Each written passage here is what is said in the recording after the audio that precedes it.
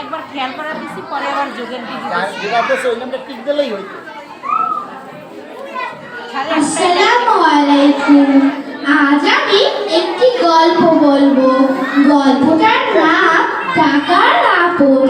লিখেছে সুকুমার রায়।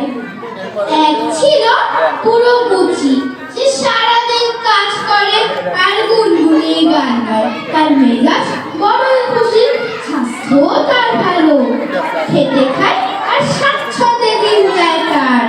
তার বাড়ির পাশে ছিল এক ধনী মেয়ে, তার মস্ত বড় বাড়ি, চাকর বাকরও অভাব নেই, কিন্তু তার সুখ নাই, স্বাস্থ্য তার ভালো না। সে রোজ মুচির বাড়ির সামনে দিয়ে যাতায়াত করে। একদিন সে ভাবলো, এই লোকটা এত করে কত সুখ, তার জায়গায় আর আমি এত টাকা করে আমার মনে একটু সুখ নেই, গা অত দূরের কথা। সে ভাবলো পরের সকালে এ ব্যাপারে মুচির সাথে কথা বলবে। পরের সকালে রওনা দিল মুচির বাড়ি। গিয়ে বলল, কি হে মুচি ভাই, বড় যা আনন্দে গান করো, বছরে কত টাকা ইনকাম করো? মুচি বলল, সত্যি বলছি মশাই, সেটা কখনো আমি হিসাব করিনি, হিসাব করার প্রয়োজন হয়নি, যা কাজ করি তা দিয়ে খাওয়া পড়া বেশ চলে যায়।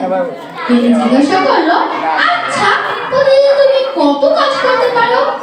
মুচি বলল, সেটারও কোনো হিসাব নেই, কখনো কম কখনো বেশি। মুচির সাদাসিধে কথা শুনে পেলে খুব খুশি হলো।